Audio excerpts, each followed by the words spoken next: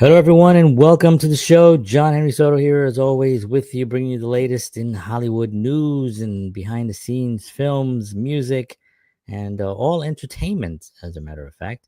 And I'm here Monday through Fridays at 7 a.m. Central, as well as Sunday evenings at 7 p.m. Central. And I'm there with George Batista on Sunday nights.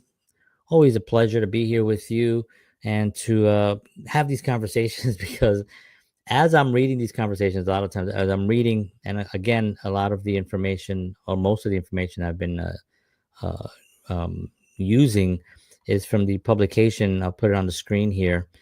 It's called readthedailies.com.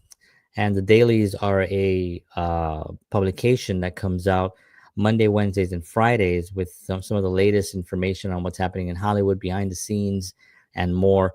And it's just a fun publication. It's short. It gives you exactly what you need. You can also go deeper into the subject if you're more interested in that. It has hyperlinks and all that stuff. So it's a very, very good publication. But one of the things that I've been realizing is doing this is that as I'm reading, as I'm kind of like, I've already read the material, I already studied it, I already know what I want to talk about, but new things pop into my head, and it's a fascinating thing for me. I realize that I'm more of a fan. I'm in the business, and I've done films, and I've played music, and I've recorded. I've done a lot of different things, but when I'm reading these things, I'm reading it as a fan, and I want to share that with you because I'm a fan of the industry. I want the industry to do well. I want films to do well. I want entertainment to continue to uplift us and make us feel good and make us have hope for the future. That's what entertainment should do. It should be a break, whether it's a thriller, a horror, whatever it is, but it should be a break from reality to kind of give you something that you can actually feel good about and just get just for whatever those 2 hours are, just to kind of pull you out of whatever you're in, and to give you something so when you go back you feel better, right? And so I love that part of it. That part is the what really keeps me in and keeps me going and keeps me doing these early morning shows and late shows and different hours, time of the day, and all the content that I put out. It's because of that, and I love doing that. And that's why I bring this to you. And I appreciate you tuning in today, this morning, as always, and everyone here on TikTok as well. Thank you very much for showing up. And I do this again, like I said, in the mornings. All right, let's get started here because there's a lot to cover, and I want to make sure I get to it all. So we're going to be talking about theaters to start out now. So movie theaters, where we see the movies, basically, there's thousands of them, right? Across the country, and they're owned by certain publications, right? AMC is one, Regal is another one, Cinemark is another one, and they have these theaters across the country where they show the films, right? Um, Hollywood can't own theaters because then that would be a conflict of interest, right? They would be like, well, we're only going to show my movies. So if MGM or Paramount or one of those big studios owns 2,000 theaters across then they're going to just show their films, and then the other company is going to have to own they can't. So they have these entities that own these things. Do they have some kind of a push on them? I don't know, because this article right here is going to clearly show you that there is a problem. So movie theaters are cramming 30 minutes of ads before films, and Hollywood studios aren't happy. AMC just joined rivals Regal and Cinemark in running marathon pre-shows packed with non-movie commercials. Ugh, that is just horrible. Can you imagine going to the movies and spending 30 minutes just watching commercials that have nothing to do with the film? It's a horror. So AMC's own app warns ticket buyers the movie will start 25 to 30 minutes after the listed showtime. What a disaster. Basically giving consumers a green light to skip the whole pre-show, and skip they do. Studies show 36% of audiences now intentionally arrive late to dodge the ads, with only 20% in their seats when the trailer starts. That's a disaster. That's a problem because moviegoers are also missing the movie trailers that studios drop hundreds of thousands of dollars to place.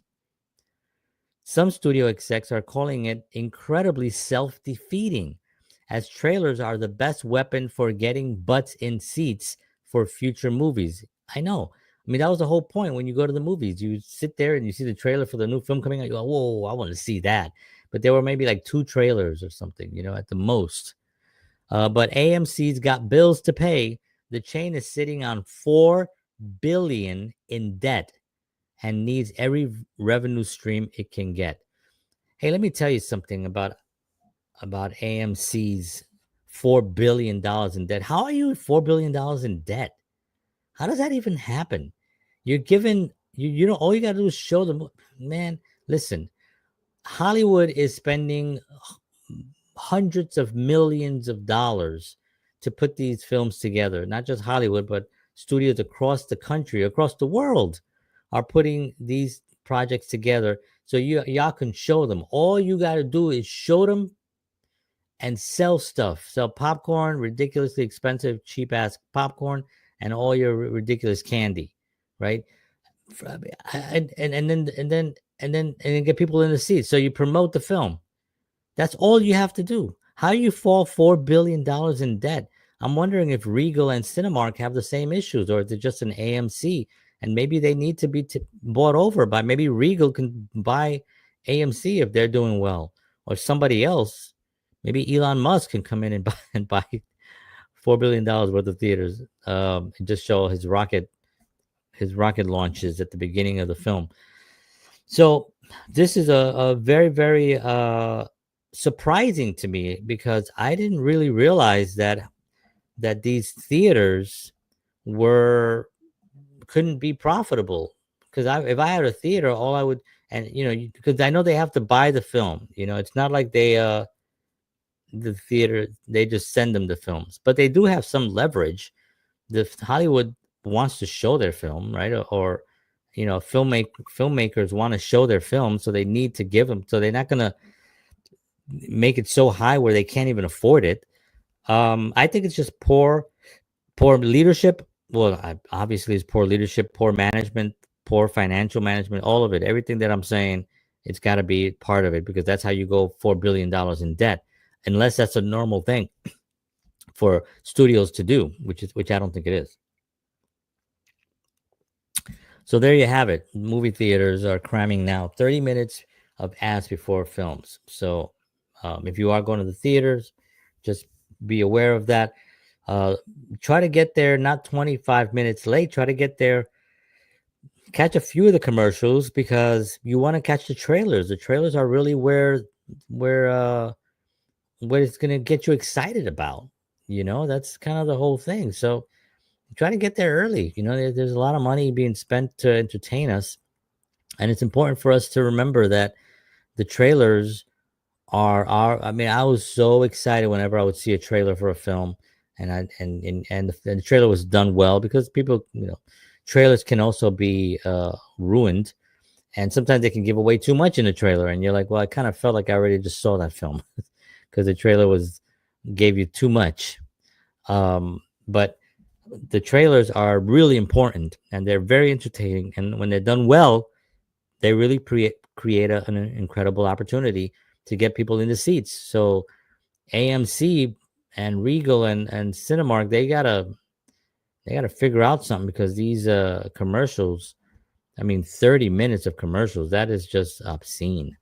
All right, let's move on to our next story, which is about video game creators and what's happening there. A little bit of a drama going on the show The Last of Us Part 2. So The Last of Us video game creators just quit their own TV show. Neil Druckmann and Halley, the co-writers behind the blockbuster video game The Last of Us Part 2, have abruptly exited HBO's TV adaptation of their own creation, leaving showrunner Greg Mazin flying solo for season 3. The departure comes after season 2 deviated significantly from the source material and saw declining viewership. Druckmann wasn't just a writer for hire, he created the original The Last of Us universe, and his involvement was crucial for maintaining credibility with the game's devoted fan base. As Hollywood turns to video games as the latest IP goldmine, many are wondering if this departure signals whether the studios will continue collaborating with game creators or start shutting them out once they've got what they need. Both described the split as amicable, with Druckmann heading back to focus on his next video game and Gross pursuing other projects. So the I've never been into I watched the Sonic series because of my son. I have an 8-year-old son, so he loved Sonic, and we watched those. Very entertaining.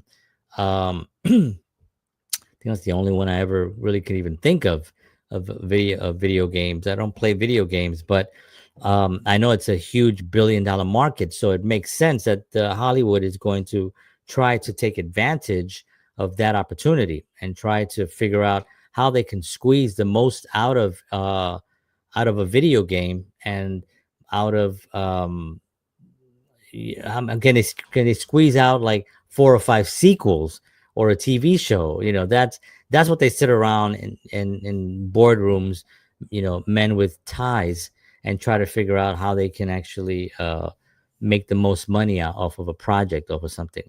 And this is what happens, and this is why he's leaving. This is my opinion, of course. But when you deviate from the source material, which is what happened with, I've done shows on this, right? Snow White, right? Talk about a deviation in a classic film. Now, that wasn't a video game. That was a classic film, from 70 years ago that people loved. And you talk about a deviation and a flop. One of the worst films of the year. I think it's going to come out as being the worst film of the year. And the deviation was what really turned people off. You can't deviate from something that was the initial thing that made it great. See, that's the thing. There sometimes, they try to put in, sometimes they get political, sometimes they'll get instead of just doing sticking to the script or sticking to they want to kind of turn it and have some type of not just political, but ideologies pushed into the film because they think I think that's stopped now, by the way. I think that's slowed down. I think Hollywood, because of the failure of all the woke films, they've realized there's no money in this because people don't really care. They just want to be entertained. Just entertained. Well, what's that other stuff? Who needs this other stuff? Nobody needs this other stuff. What is that? That doesn't mean anything. It's just something that they think that if they don't put in, somebody's going to get angry. Well, so what? They're going to get angry no matter what. People are angry. People are angry. They're babies. People are babies no matter what. So just make the movie. Just make the film. Make the TV series and stick to the script. Stick to what originally worked. If it worked on a video game and it worked for season 1, why would you change it in season 2? Why would you do that? I'm wondering what they're going to do with season 3. I bet you season 3 is the last season for this show. Or they barely squeak to get to season 4 and they bring back Druckmann and they bring back Hall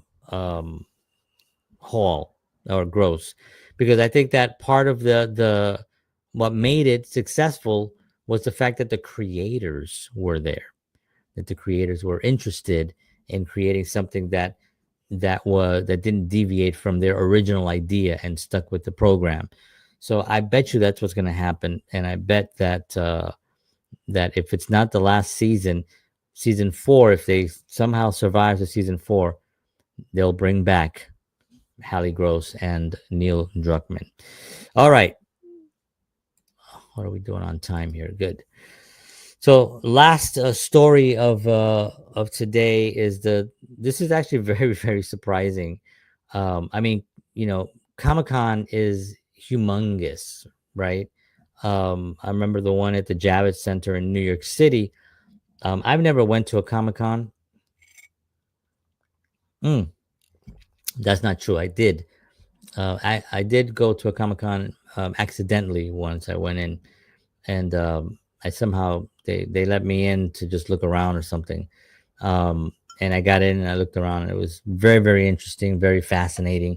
How people really take this very seriously, and well, they should. I mean, it's something that generates a lot of interest, a lot of money, a lot of great entertainment, and people like it.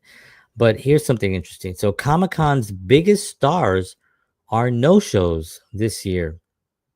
Major studios, including Marvel, Warner Brothers, Sony, Lucasfilms, are ditching San Diego's Comic Con's Hall H presentations, leaving the 6,500 seat venue notably light on superhero blockbusters. The exodus comes after superhero films have been posting disappointing numbers, with Thunderbolts being the latest letdown, despite being Marvel's attempt to reinvigorate the fatiguing genre. And I've talked about this on this show many times, where I think, Marvel did a really, listen, I'm not going to say anything negative about Marvel, what they did with those, I would say 23 films, starting from, and you can watch these in sequence. And we did that. My family and I, like I said, my son loved it, and my daughter, and me and my wife would sit there and we watched from the beginning, which was Captain Marvel, all the way up to Endgame. And there's a certain order that you can actually Google it or go to ChatGPT, and it'll give you the order of sequence of how you should watch these films, because then you'll see the characters developing as you watch the every single episode or every single film. And it was very entertaining. I gotta admit, I got sucked into that whole universe. The Marvel universe was was real. It was entertaining. We rooted for these characters. And then after Endgame, it kind of felt like after Iron Man, and spoiler alert, if you haven't watched, uh, and if you haven't watched these, it's been a long time that it's been out. So, um, but when Iron Man dies at the end of Endgame, well, to me that was kind of was the end game of Marvel movies kind of ended. They went on to try to do a TV show. They had their own network, on their networks. They had what else did they do? A couple of other films that came out afterwards. That the Black Panther sequel did really well. Um, and I guess they kind of had a false sense of security with coming up with a lot of these other and Thunderbolts, which I have not seen. I haven't seen anything since Endgame, as a matter of fact. And now this was my own thing, but they're slowing down. I think they realize that the genre has been fatiguing for quite some time, and I just don't think that the superhero films are going to be as popular for the next, I could say, maybe 5 years, maybe, where people will start kind of liking them again. And it has to be with something that's very entertaining. Now, my fear is because of AI that they will just start cranking out these really horrible AI generated superhero films. And because it saves so much money, I can guarantee you that they will try. They will fail, because from all accounts, everything I've seen that is AI driven, wholly AI driven, like solely AI driven, is very poor. The acting, it's sort of like they hired really poor actors. If you watch some of the little clips from VO3, and I've talked about this numerous times on this show, but there's no soul there. And I don't think that they're going to be successful as films. Not yet. They have to get the nuances of humanity. They don't have that yet. It's AI. It's a robot. It does not real. It has no soul. So what you see is kind of like this uh, moving pictures around and having fake smiles yeah, I see what you're saying. This is what they move like, and it's really awkward and really weird. Um, So that's my fear with the Marvel, or with the superhero films, not just Marvel. I think Marvel is going to come up on top. I think they're going to keep their integrity in. I think they're going to make some really great films in the future. Part of the reason why they kind of like slowing down and not uh, putting out anything or going to this Comic Con was because the studios are citing timing issues, right? Because Superman and Fantastic Four were released too close to Comic Con dates. The rising cost of Hall H presentations now running into hundreds of thousands when you factor in A-list talent fees. You know, these guys show up for a fee. You know, they don't just show up for free. I mean, especially if they got to wear the uniform, or if they got to wear their costume. These are very serious actors, and they got these roles playing these incredible superheroes. And somebody say, "Okay, I want you to show up at this place and wear your costume." What? Wear my costume? Well, you're gonna pay me quite a lot of money to do that, and that's what they do, and so it costs a lot. Comic Con used to be a must for studios, but between superhero burnout and belt tightening, it's become nice to have instead of a need to have. So, I think, like I mentioned before, every one of these articles you can actually go into and read more about them when you get onto the dailies.com. It's readthedailies.com. But the Comic Con thing is very interesting because it's not just Comic Con San Diego. There's other Comic Cons that are happening. The one at the Javits Center in New York is a big one. There's a couple of big ones. Las Vegas has a big one. So I'm wondering how that's going to affect the other Comic Cons, because are people going to read this and be like, oh, well, I'm not going this year then? If Marvel ain't going to be there for the San Diego one, that means they're not going to be there for the Las Vegas one, or for the others wherever. And this is one of the biggest ones, the San Diego one, 6,500 seat venue. That's a pretty big place for this.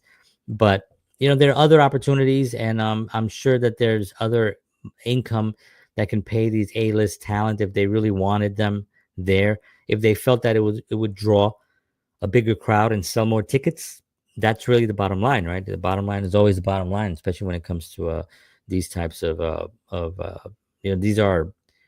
these came up because fans of a genre, right? Of whatever. It started with horror and space, and then it started with the movies, and then it started with gatherings, and then it kind of turned into this comic book world, and then Comic-Con came in, and it started kind of realizing, oh, we can actually have this yearly event where we charge a lot of money for these tickets, and they can come in. Hey, why don't we invite some of these major celebs that are in the films? Let's invite the cast and have a panel and have people ask questions, and that became the next thing. So it wasn't built in. It was built out of the fact that there were fans, right? The fans built Comic-Con, right? They're the ones that started. There's still groups together that have meetups that are still fans of things, and they get together and they have their own little parties and their own little gatherings, where they show some clips of the films, and then they have their their events. And this is something that goes along across the country. It happens, right? So it's not a thing that the entertainment industry needed. It just was a nice thing to have. Like you're saying right now, it used to be mandatory. You had to do it. So I think this weekend is the Superman, and I think Fantastic Four are coming out very, very soon. Very interested to see what these two films do. I'm going to keep an eye on those, because they're going to really tell us a lot about what we're going to see in the next year or two. They might be pulling the plug on some things that were set up. I know there was a lot of things that were put into motion that were halted with the superhero things not doing what they were supposed to be doing, or what they thought they were supposed to be doing. All right, friends. Well, there you have it. Little update this morning of what's happening um, the movie studios, um, with the video game Last of Us, and of course, lastly, ending with Comic Con's biggest stars are a no show for this year. So I hope you find this entertaining. I hope it actually helps you. If you're a filmmaker, I think it's important to kind of find out what's happening in film so you can have conversations with other filmmakers and with studios and working with talent agencies. I recently was signed by Talent Trek Agency last week, as a matter of fact, and I'm very excited to be with them and bring you some more information on that. As soon as I get more information on that, I'll let you know what's happening. But yeah, it's always great to be in that world, so you can be part of it. So you can also help bring your viewpoints, bring your viewpoints, bring your viewpoints. I keep saying viewpoints. That's all I got. Bring your ideas and suggestions and viewpoints. All right, friends. Thank you very much for tuning in this morning. I will see you all soon. I love you all. Thank you so much for supporting the channel and for supporting the show. I will see you in the morning. Take care. God bless you all. And as always, peace.